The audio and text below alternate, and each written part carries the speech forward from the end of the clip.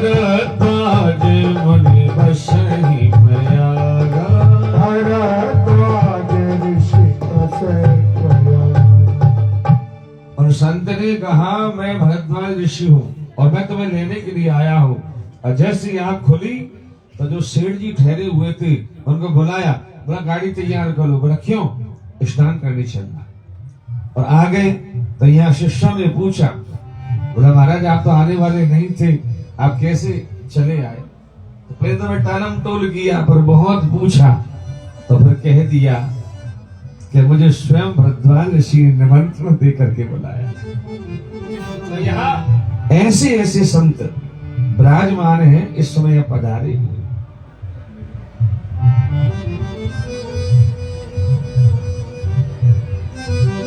भरद्वाज ने कहा, भरत जो हमने जीवन भर जब तप किया उसका फल तो ये मिला कि हमें राम जी का दर्शन मिला, और राम जी के दर्शन का फल मिला कि आप जैसे संत का दर्शन हुआ।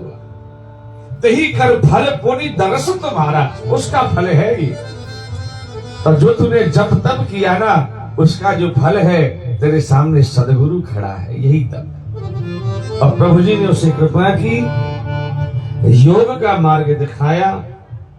व्यर्थ गया व्यर्थ नहीं तप गया तुम्हारा, व्यर्थ नहीं तप गया तुम्हारा। आज मिला फल तुमको सारा, आज मिला फल तुमको सारा। वेद शास्त्र सब ग्रंथ बताते, वेद शास्त्र सब ग्रंथ बताते, तप से सद्गुरु सन्मुख आते, तप से सद्गुरु सन्मुख आते। आओ तप से सद्गुरु सन्मुख आते। तप से सद्गुरु सन्मुख आते। सदगुरुदेव ने महाप्रभु जी ने अपने सामने बिठाया, माथे पर हाथ रखा, शक्ति पाठ किया। मूलाधार से स्वादिष्ठान, मणिपुर चक्र और अनाहत आज्ञा चक्र तक पहुंच गए। अल्प समय में प्रभु जी ने ये सब दे दिया। उसने 50 वर्ष में जो नहीं पाया वो एक दिन में पा लिया। प्रभु जी ने कहा धीरे धीरे अभ्यास करो, हम तुम्हें शेषशाह तक पहुंचा देंगे। संयम पूर्वक समाधि लगाओ, हम हमेशा तुम्हारे साथ है। और यहाँ से सीधे बद्रिकाश्रम चले जाओ, बद्रिकाश्रम में बद्रीनाथ में जाकर के ध्यान करो।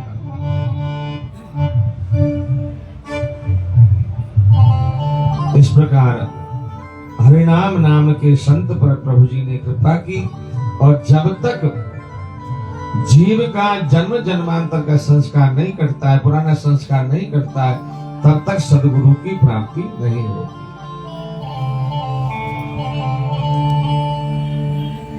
पठा संत को प्रभु दिए, बद्रीनाथ एका, पटना से हरि चल दिए, परम योग निष्णात। फिर पटना से प्रभु जी की आगे की यात्रा प्रारंभ हुई और वहां से आगे बढ़े। जवनिया घाट नाम के गांव में प्रभु जी पहुंचे। जंगल में प्रभु जी ने अपना डेरा लगा दिया, वृक्ष के नीचे बैठ गए, अपना ध्यान समाधि कर रहे हैं।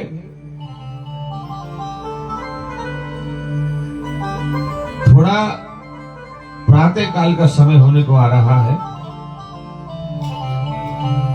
प्रभु जी ने देखा दो व्यक्ति खड़े हैं, एक वृद्ध है, एक युवा है। दोनों कुछ कानी कानों में बात कर रहे हैं। प्रभु जी के कान तक बात पहुंची।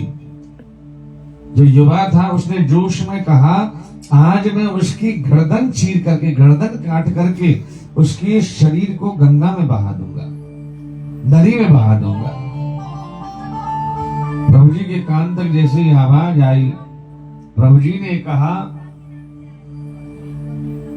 इनको बुला करके लाओ। कौन है ये लोग? जाकर के कहा आपको हमारे गुरुदेव ने बुलाया है, पधारिए। तो पहले तो दोनों ने आनाकानी की, नहीं नहीं क्या करेंगे मिल करके, हैं? युवा व्यक्ति को मना कर दिया, मिलना ही नहीं है। पर वृद्ध व्यक्ति ने कहा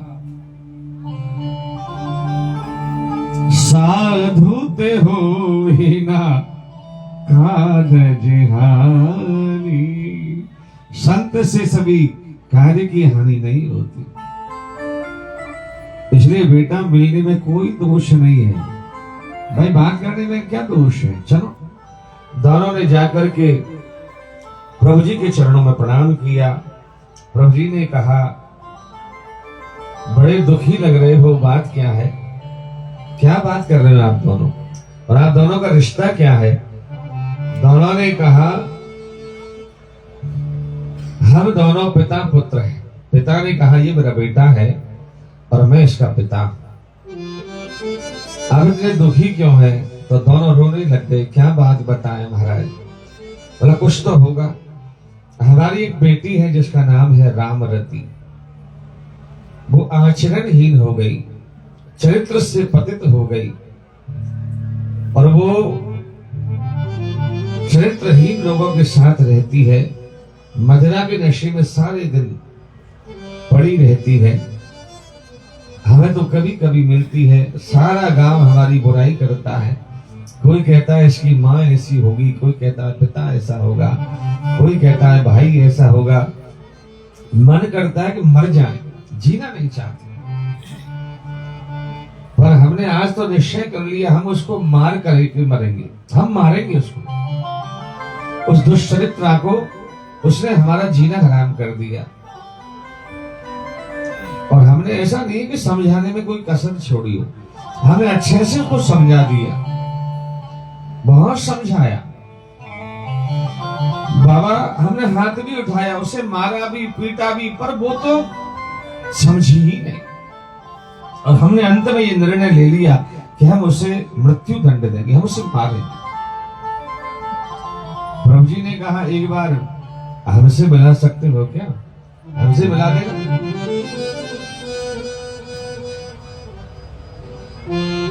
बोला महाराज क्या होगा, कितने लोग समझा समझा करके हार गए, वो अब तक नहीं समझी, तो आपके कहने से क्या समझेगी? प्रभु जी ने कहा एक बार, बोला महाराज बात ऐसी है, हम तो क्या लेके आएंगे, पर वो इसी रास्ते से आएगी। हमें आज समाचार मिला कि वो इसी जंगल में गई है और इसी रास्ते से आएगी, इसलिए हम यहां खड़े हैं। बोले ठीक है।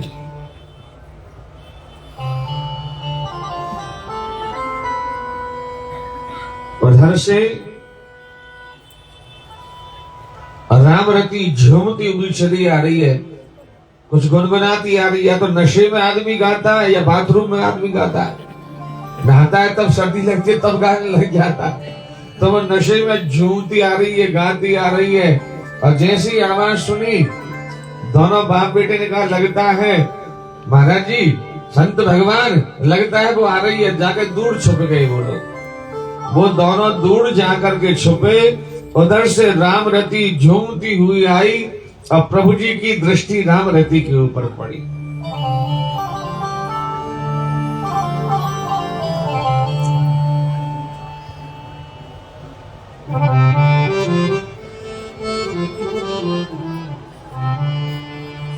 प्रभु जी ने रामरती को देखा और आवाज लगाई, अरे सुनो,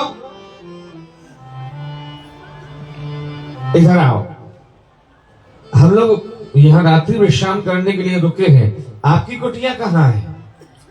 आप कहाँ रहती है बेटी? हाथ में शराब की बोतल, आंखें लाल, नशे में पीछे मुड़ करके देखा और संत को देख करके हंसी। बाबा मैं कोई बनवासी नहीं हूँ, कोई कुटिया वटिया नहीं है मेरी। मैं अपनी मौज मस्ती में रहती हूँ।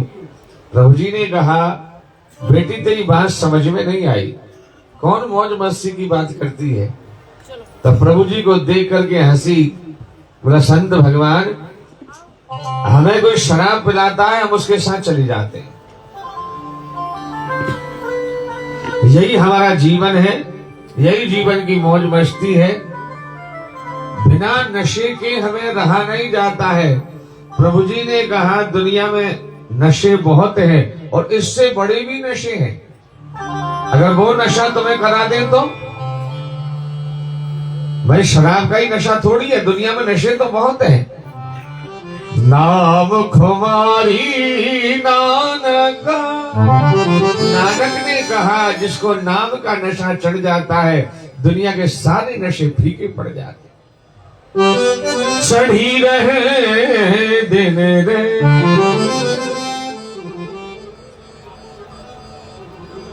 बोला इससे बड़ा दुनिया में कोई नशा नहीं है। प्रभु जी ने कहा, हाथ पैर धो करके ये बोतल फेंक और मेरे सामने आकर के बैठ, हम बताते हैं कि इससे बड़ा नशा कोई है कि नहीं। और ये नशा कब तक रहेगा? ये लोग कब तक तुझे शराब पिलाते रहेंगे? जब तक तेरा यौवन है, यौवन ढल गया कौन पूछेगा तुझे? जिंदगी किराए का घर।